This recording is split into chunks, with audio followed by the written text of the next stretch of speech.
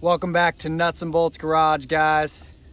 I know it's hard to focus on this beauty here when this stash is flowing so smooth, but try to focus on what we got going on here. This 2007 Pontiac G5, we won it at the auction for $400. We're gonna go ahead and take you along on this journey and see what we can flip this thing for.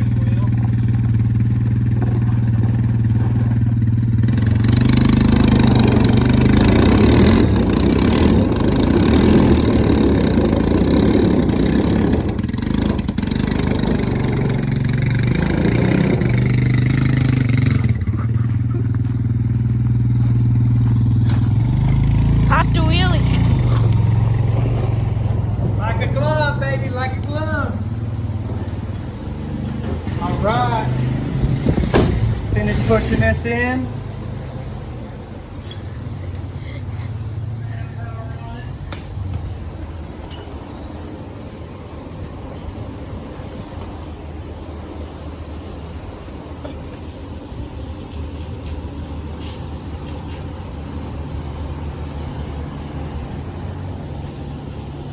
Alright, I'd say that's a wrap. What do you think?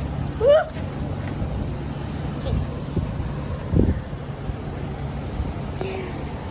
All right, so we're just getting the G5 ready. Up on the lift.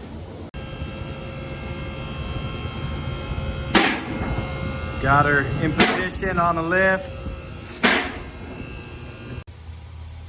All right, guys, she's on the lift.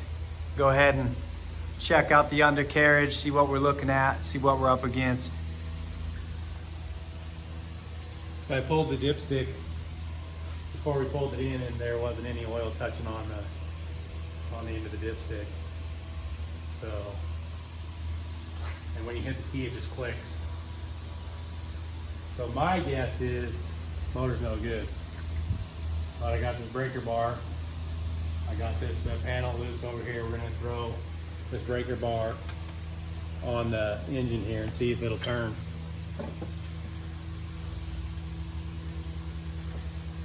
Nope. So I'm guessing it's seized. I bet there's hardly any oil in this thing, which we gotta. So we're gonna have to get a motor, pick apart, and swap it out. That's what I figured when we bought the car. So the bid was like $400 or something on it. So we better head to the pick and pull. What do you think? Go pull a motor. Yeah. What can we? What cars have the same motor? The G5 is just Pontiac version of the Cobalt. So it's the same car. And there's a bunch of these at the pick apart, a bunch of the Cobalts. So I'm There's sure Cobalts, G5s. We should G5. for sure. I think one of the Saturns maybe too, but We should have no problem it's just finding a them. 2.2. I'm sure we'll be able to find a wrecked one and get it pulled, and it's like $250 for an engine. They paid $400 for the car, so Let's go get it done. let's go get it. Let's get it done. Beautiful smoky morning here. It's getting hot though, so we're on a time schedule here. Jack, looks like you got an 07 Cobalt. Tell me what you got going on. We're an 07 Cobalt that's rolled. And we got an 07 Pontiac G5 back at the shop that needs a motor. So this one's rolled. We know it was running when it got wrecked. So we're gonna pull the motor out of this, put it in the G5. This will cost us like $200 and a couple hours work. So well worth it. Well worth it. I'll give you a little walk around. Doesn't really matter, but show you the old Cobalt, the old donor car.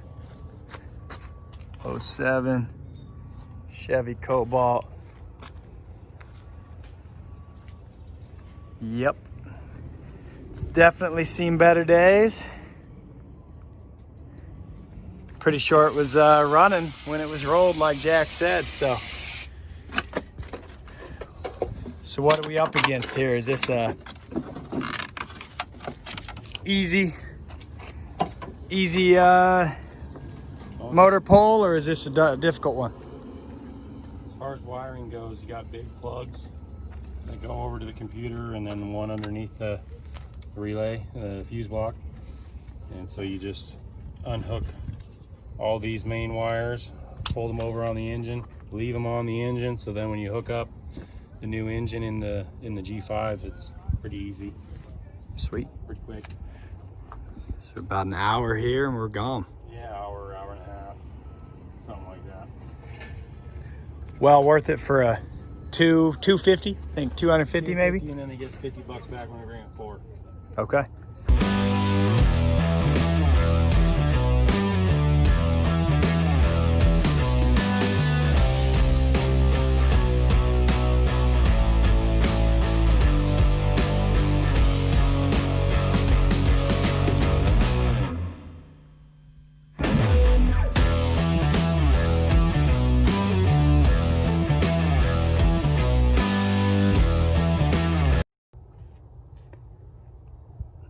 All right, guys. I'd say the job is complete here at the pick and pull. Tell me about it, Jack. How did it go? That was a blast. You're looking a little dirty. I got oil on my head, oil on my shirt. Looking like a proper grease monkey. A little hot and sweaty. Are your hands dirty at all? Nah, not really. All right. No new cuts? No new blood drawn today. All right, just oil in the eye. It's a good day. Here she is. We're good to go. Let's go give him a couple $100 and. Okay, guys, we're back in the shop, and just like that, voila, got ourselves a motor pulled. What do we pull it out of, Jack? Cobalt. Let's see it on the video. Yeah, you see it. Here we are. We're just excited to slap it in. Pulled it out of a wrecked Cobalt. These guys that process these cars at the pick parts, they have to drain all the fluids out of them. And this one's got a hole in the oil pan. I don't know why they can't just quickly zip the drain plug off and, you know, drain the oil. They got to punch a hole through the oil pan with a drill. So we're gonna have to change the oil pans over to this motor, because ours is still good. So let's drain the oil on this thing and see how much oil is actually in.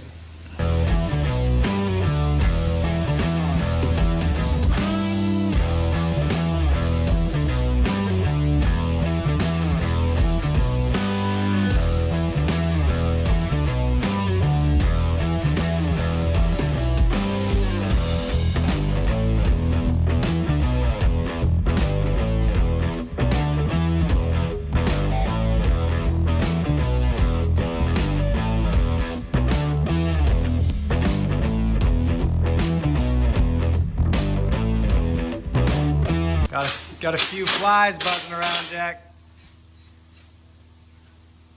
Well, I live between 3 dairies. Plus we got cows of our own. The joys of living on a small little farm. Oh yeah, that's nasty. How we looking?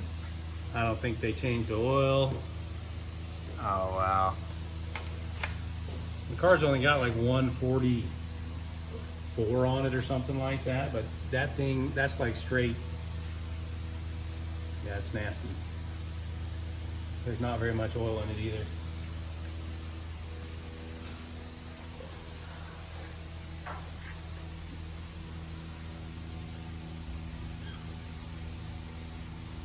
Yeah, it's already almost done peeing, so there wasn't much in it at all. It looks thick. Yeah, it does. And it's black. I bet you this thing was way over on the oil change interval. So, all right, game plan. Jack, what are you thinking best way to... Well, we pulled the one from the pick apart from the top, just because we don't have a lot of room there. You know, this we've got to lift. We're gonna drop it out the bottom. We'll leave the mounts on the transmission. There's 2 of them. We'll leave those 2 hooked to it. We'll just unhook all the electrical. Drop it out the bottom? And drop it out the bottom. Just like that. The blower control arm, unhook the tie rod in, pull the CD axles, unhook the sway bar end link up there off the strut, so the brakes and everything won't be affected. They'll stay there. We won't lose any brake fluid or anything like that. We'll just take the tires off, probably throw them under here to catch this when we unbolt it up top.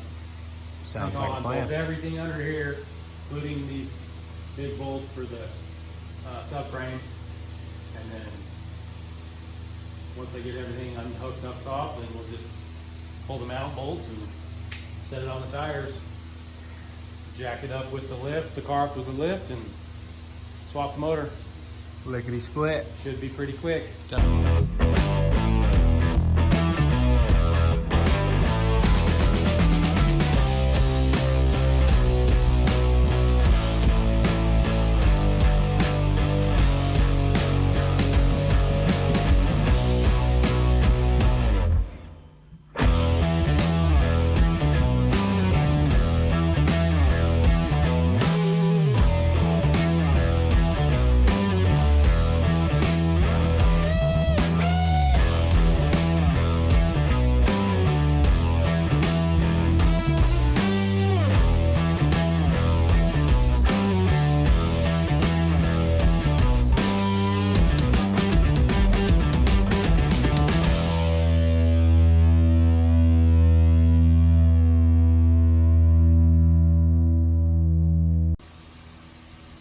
All right, Jack, what you got going here, man? What do we got?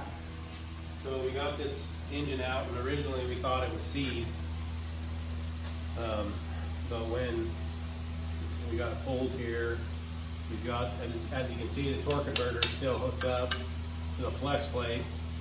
So to get that off, we needed to change this oil pan anyways, because the guys at the pick apart punched a hole in that new engine to drain the fluids. So we pulled this pan to see if we could, it's actually not seized. It's got a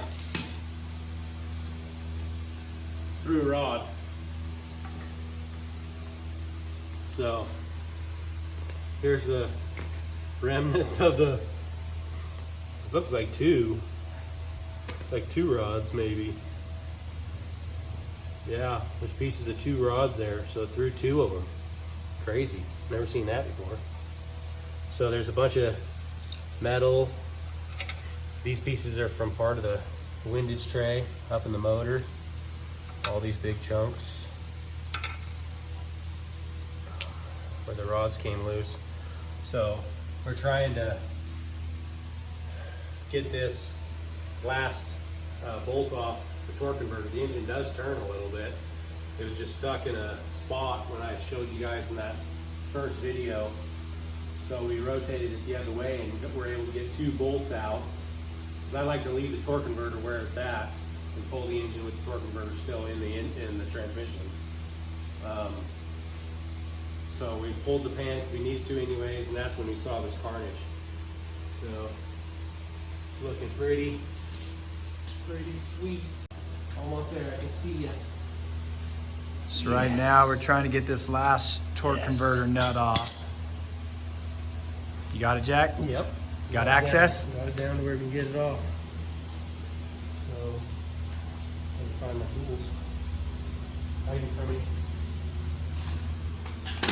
Hiding from myself. So you got access now? Yep. Last bolt's right there where we took the timing. Oh, Took just the oil underneath. pan There we off. go. So, yeah, did some nice damage under there. This whole chunk of this windage trace all gone. So, pretty cool. That's what happens when you don't change your oil, guys. Change the oil. Check your oil every time you put gas in your car. You don't want to be having your car dead, unless you are wanting a new car real bad or something. Which you can come buy one from us if you want.